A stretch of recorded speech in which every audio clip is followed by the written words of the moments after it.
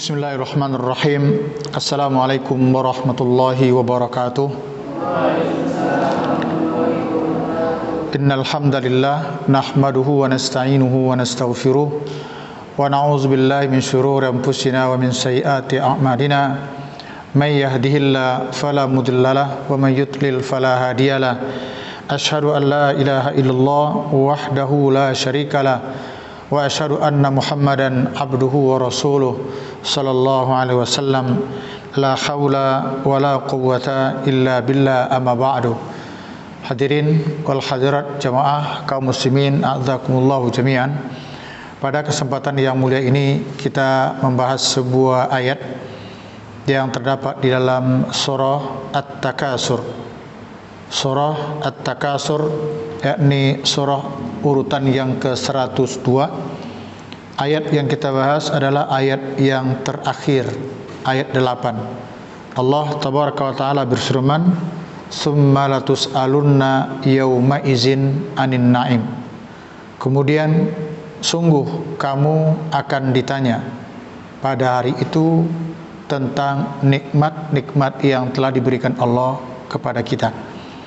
Hadirin jemaah yang berbahagia, ketika menjelaskan ayat 8 surah At-Takasur ini, Imam Al-Hafiz Ibnu Katsir mengutip sebuah hadis yang sangat menjelaskan kepada kita, di mana Rasulullah SAW bersabda, "Ni'matani maghbunun fihima katsirun minan nas."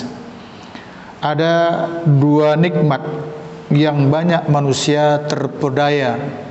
Boleh juga diterjemahkan, ada dua nikmat banyak manusia tertipu dengan kedua nikmat itu, yaitu as-sihhatu wal faragh, yakni kesehatan dan kesempatan. Hadirin, tidak sedikit banyaknya dan lamanya kesehatan yang Allah berikan kepada kita. Bahkan kita yang bisa jadi mengeluh dengan sakit, yang sakit terus menghimpit kita, tapi ketika kita bandingkan lamanya sakit dengan sehat, tetap saja akan terasa bahwa sehat itu lebih lama kita dapatkan ketimbang sakit kita. Toh juga sakit yang Allah berikan kepada kita masih dalam batas yang kita sanggup untuk menerimanya. Karena itu, terhadap yang sakit ini tidak ada pilihan lain bagi kita kecuali pertama, kita berikhtiar untuk berobat kalau memang kita sakit. Rasul mengingatkan, likulli da'in dawa fatadawwa'u. Setiap penyakit pasti ada obatnya. Karena itu berobatlah. Di dalam riwayat lain, Rasulullah menyebutkan bahwa tidak pernah Allah menurunkan satu pun penyakit ke bumi ini sebelum Allah persiapkan obatnya. Oleh karena itu, setiap kita yang mengidap suatu penyakit, dua penyakit, mungkin juga tiga macam penyakit, pasti ada obatnya. Hanya saja kita belum tahu secara pasti obat yang mana di antara sekian banyak obat yang ampuh dengan sebab itu Allah sembuhkan sakit kita. Misalnya pergi ke dokter. Ke dokter A kita sudah mencoba berobat, kata orang dia bagus. Tahu-tahu penyakit kita tidak berkurang. Pergi lagi ke dokter B, sama. Bahkan sampai ke dokter C, udah 3 dokter kita coba berobat, tetap saja penyakit bolehlah kurang sebentar, setelah itu kambuh, bahkan tidak jarang lebih hebat lagi dari sebelumnya. Pada suatu ketika ada orang, mungkin tetangga kita mengatakan atau teman, berobat ke dokter K misalnya. Kita pergi ke sana, qaddarallah tabaraka ta'ala, dengan sebab berobat ke dokter K ini Allah berikan kita kesembuhan. Dengan sebab itu Allah berikan kita kesembuhan. Oleh karena itu, kewajiban kita hanyalah berikhtiar, berusaha dalam berobat. Kedua, ketika kita mendapat penyakit yang tidak seperti yang kita harapkan, itu adalah bersabar. Tidak ada pilihan lain selain daripada bersabar. Tentu saja bersabar di sini, bersabar dalam menjalankan ikhtiar untuk berobat, bersabar berdoa kepada Allah minta kesembuhan, dan bersabar dalam keadaan menerima penyakit yang sedang menimpa kita. Rasulullah SAW mengingatkan, as-sabru sawabuhul jannah. Sabar itu tidak ada balasan yang pantas diberikan kepada dia kecuali surga. Tidak pernah orang menyesal jadi orang sabar. Justru penyesalan itu muncul bagi orang yang tidak sabar. Jadi nikmat kesehatan adalah nikmat yang besar. Anehnya kita tidak sadar nikmat ini besar kepada kita. Baru kita tahu harga nilai mahalnya itu kesehatan di saat kita sakit. Baru kita sadar. Itu yang pertama. Yang kedua, nikmat yang manusia banyak abai, banyak tidak sadar adalah al-faragh. Bahasa kitanya waktu luang, yakni kesempatan.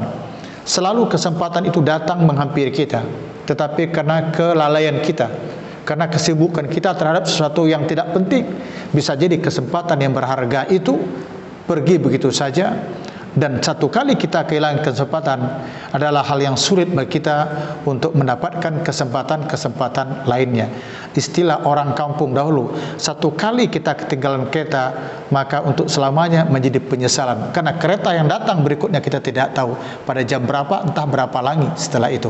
Oleh karena itu kepada kita semua yang hadir, bisa memahamkan betapa pentingnya dua nikmat ini. Kita manfaatkan nikmat sehat untuk mendekatkan diri kepada Allah, meningkatkan iman dan amal soleh kita, terutama di bulan yang agung, yang penuh berkah dan ampuni, yakni bulan Ramadan. Yang kedua, kesempatan, peluang. Setiap ada kesempatan kita untuk beramal, mari kita lakukan untuk beramal. Setiap kesempatan untuk baca Quran, yuk kita baca Quran. Setiap ada kesempatan untuk berbuat baik kepada orang, yuk kita berbuat baik kepada orang. Berbuat baik bisa dengan cara menyumbangkan pemikiran, memberikan ide. Bahkan kalau kita tidak punya pemikiran, tidak punya ide, tenaga yang kita punya, yuk kita sumbangkan tenaga ini kepada orang.